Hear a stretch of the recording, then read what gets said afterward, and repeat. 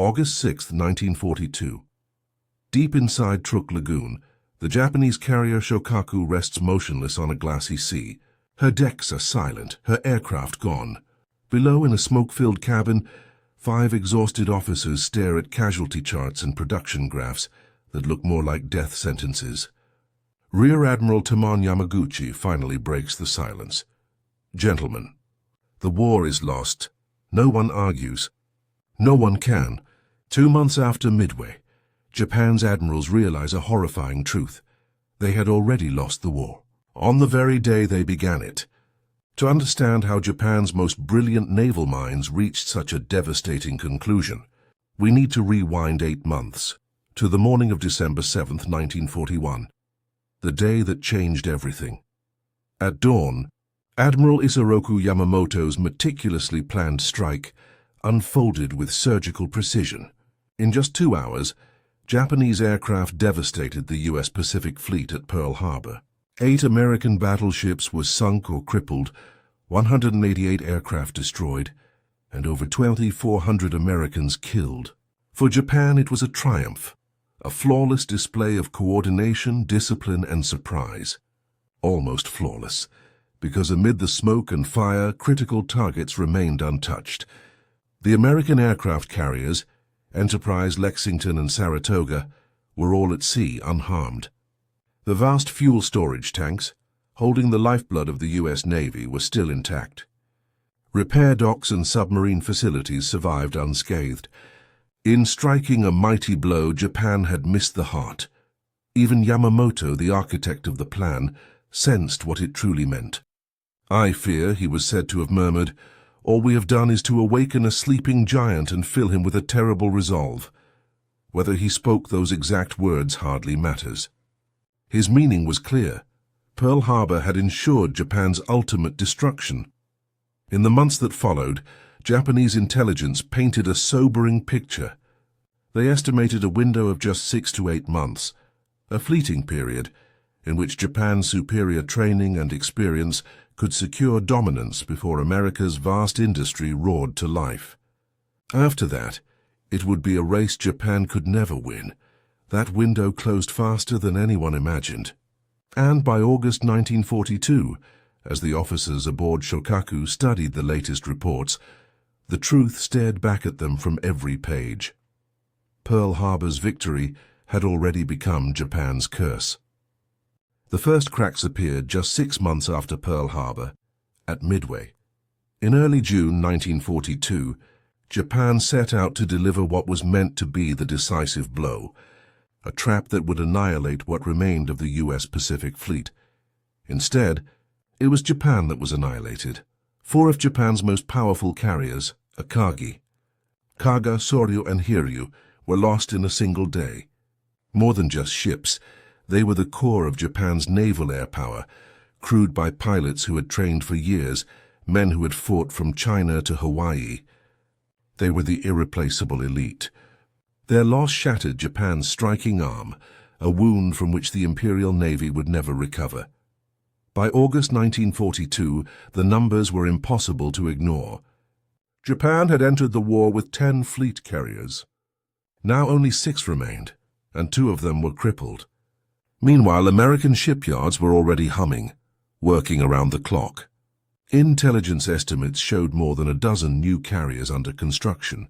The Essex class, larger, faster, and more powerful than anything Japan could field. The first would join the fleet within months. By 1944, the United States would outnumber Japan several times over. But ships were only part of the equation. The true measure of industrial warfare was production. In 1941, American factories had built roughly 19,000 military aircraft. Japan had produced about 5,000, but that gap was widening exponentially. By 1943, U.S. production would soar to 85,000 aircraft a year, while Japan, even under perfect conditions, could only hope for 16,000. The tide was turning not in battles, but in assembly lines. Captain Mitsuo Fuchida, the man who had led the air assault on Pearl Harbor, was present at that August 1942 meeting aboard Shōkaku. Recovering from wounds sustained at Midway, he presented an analysis that chilled the room. Japan had started the war with around 3,500 elite carrier pilots, the most experienced naval aviators on Earth. But by mid-1942, 40% were gone, killed in the Coral Sea Midway, or in the grinding battles of the Solomons. Their replacements were being rushed through training programs, barely half prepared. Before the war, Japanese carrier pilots logged 800 hours of flight time before deployment. Now the new graduates averaged barely 200. It was the beginning of a collapse in quality that no amount of courage could offset. Fuchida warned that if the current attrition continued, Japan would run out of experienced carrier pilots by mid-1943, regardless of how many carriers it possessed. America faced no such crisis. U.S. flight schools were training thousands of new pilots every month. Their instruction was shorter, yes, but relentless, efficient, and backed by unlimited resources. Every pilot lost could be replaced. Every plane destroyed could be rebuilt. Japan, meanwhile, was bleeding strength it could never recover. The submarine campaign told a similar story. Japanese submarines, though technically advanced, were being misused, tasked with supporting fleet operations rather than attacking merchant shipping. They achieved little. American submarines, however, were learning fast. By mid-1942, they had begun to choke Japan's lifelines, the flow of oil, steel, and rubber from Southeast Asia that kept the empire alive. Rear Admiral Yamaguchi reviewed the shipping reports. In January 1942, Japan had lost 15 merchant ships. By June, 30 per month. By August, 40. The trend was unmistakable and catastrophic. At this rate, by 1944, Japan's economy would collapse under the weight of its own logistical starvation. Shipyards could replace only 200,000 tons of shipping per year.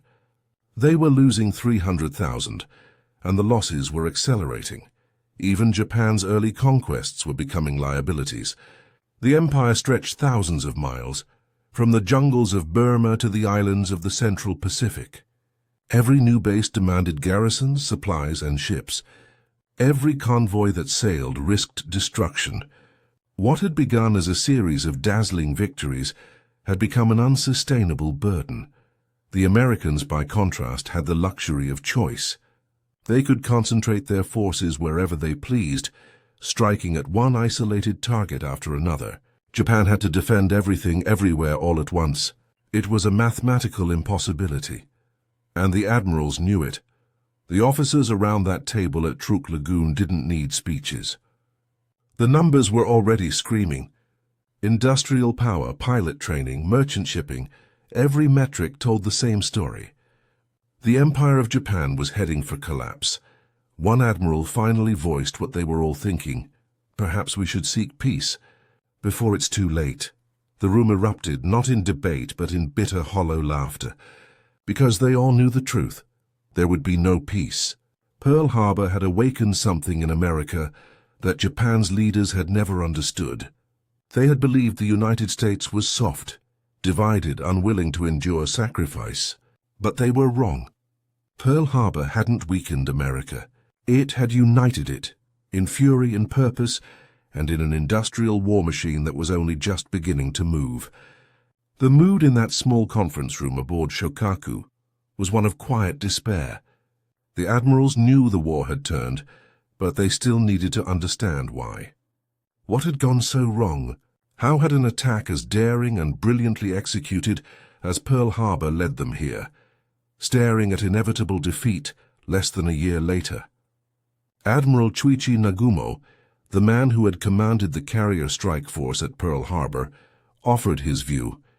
The plan, he explained, had been based on a single theory: destroy America's battleships, cripple its fleet, and buy Japan 6 months of freedom to seize the resource-rich colonies of Southeast Asia. Then, with fortified defenses and new oil fields secured, America would have no choice but to negotiate peace. On paper, it was a perfect strategy. In reality, it was a fatal illusion. First, the very premise was flawed. Battleships were no longer the decisive weapon of naval warfare. The true power now lay in carriers, the floating airfields that projected dominance across entire oceans. By missing America's carriers at Pearl Harbor, Japan had struck hard but not deep enough. The blow looked devastating, but it hadn't touched the heart of American naval power. Second, the Japanese had catastrophically misread the psychology of their enemy. They believed America was decadent, soft, incapable of fighting a long war. But Pearl Harbor had the opposite effect. It unified the United States in a wave of outrage and resolve. The sleeping giant had not only awakened, it was building weapons faster than anyone thought possible. Third, Pearl Harbor had gifted America something far more powerful than any ship or bomb: the moral high ground. Around the world, the attack was seen as treachery. The Japanese diplomats in Washington were supposed to deliver a declaration of war before the attack began, but due to delays in decoding and typing, the message arrived after the bombs fell. To the global audience, Pearl Harbor wasn't a military strike. It was a betrayal, a day of infamy, as President Roosevelt would call it. That image would define Japan for the rest of the war. It made compromise politically impossible for the Americans.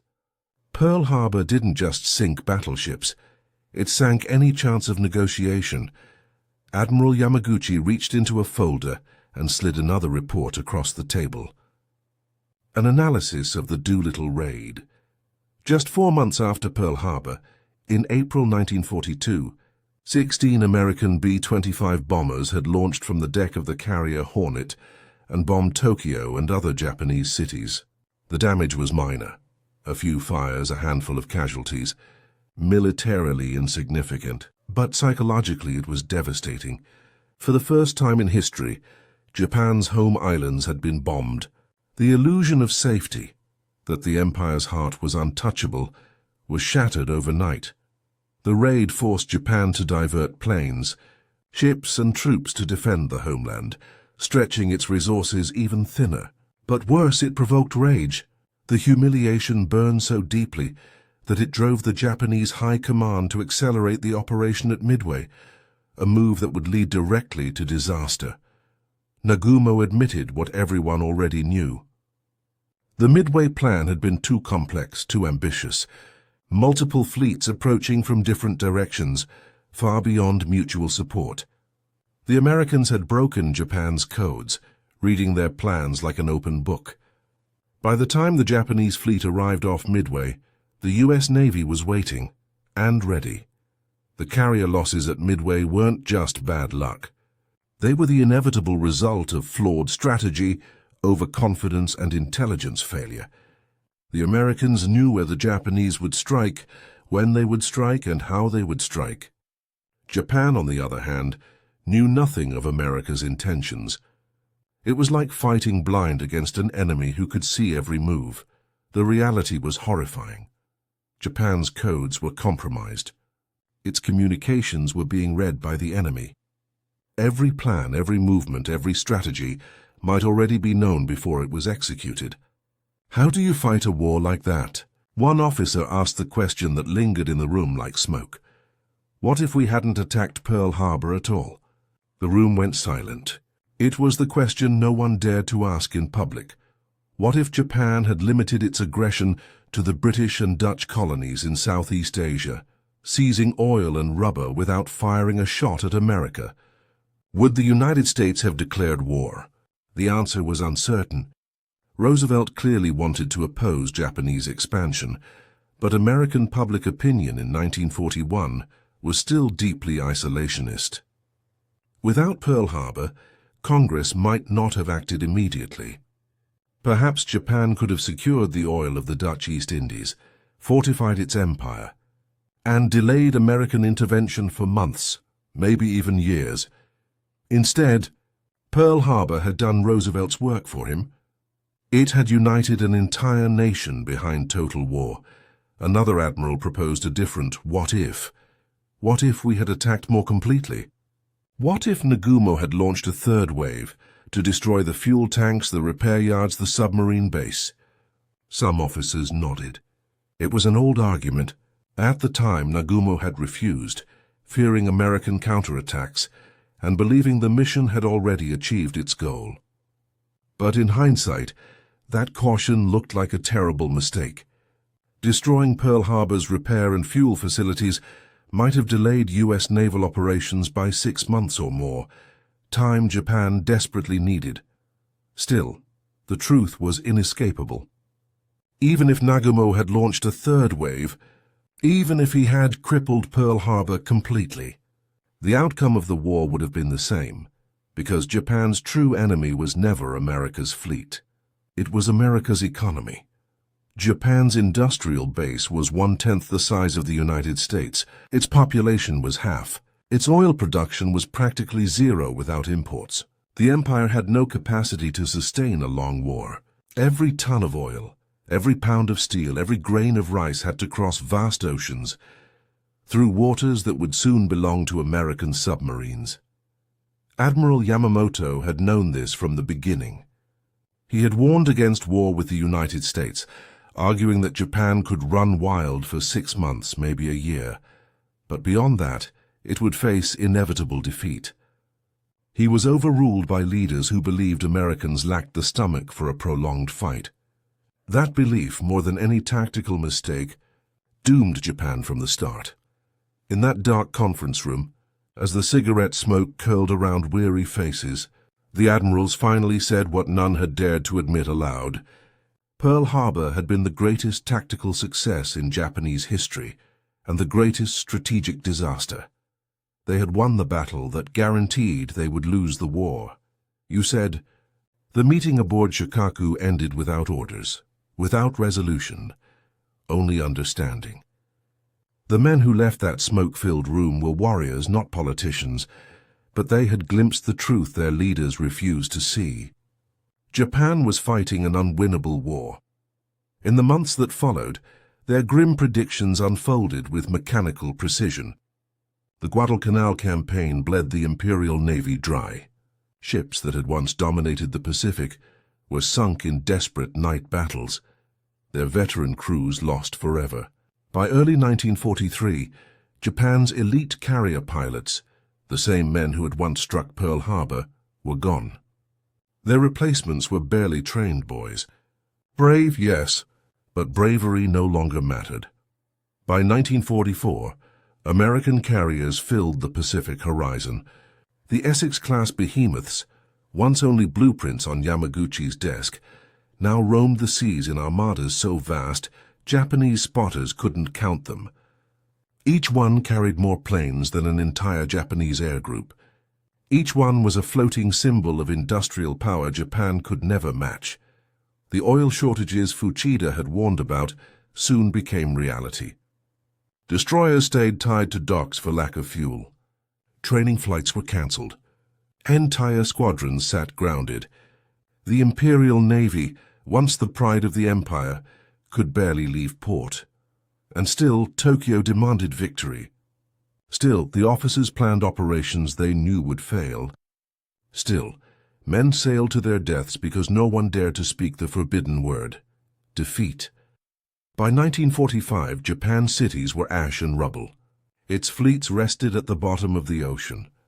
The empire that had once stretched from Burma to the Gilberts was gone, swallowed by the very forces it had unleashed. When the war finally ended, a handful of those admirals survived to see what they had predicted 3 years earlier. They watched the occupation, the trials, the reconstruction. They saw Japan reborn, not through conquest, but through surrender. And perhaps in some quiet moment, they remembered that day aboard Shōkaku, August 6, 1942, when the truth had been spoken aloud for the first time. Rear Admiral Tamon Yamaguchi had said, "Gentlemen, the war is lost." He hadn't been wrong. He had simply been too early, because the irony of Pearl Harbor was absolute. The very operation meant to destroy American power had instead guaranteed America's dominance. The perfect attack had achieved nothing Japan needed, and everything it should have feared. It united its enemy. It gave America the moral cause, the industrial momentum, and the unrelenting will to fight to the end. From that December morning onward, Japan's fate was sealed. Every battle that followed, Coral Sea, Midway, Guadalcanal, Leyte Gulf, was just another chapter in a story already written. And so, history would remember Pearl Harbor not only as the day war began, but as the day Japan unknowingly signed its own death warrant. The admirals aboard Shōkaku didn't need to see the end to understand it. They already knew. The empire of the rising sun had burned bright, and too bright, and in doing so had lit the fire that would consume it. Thanks for watching, and please subscribe my channel.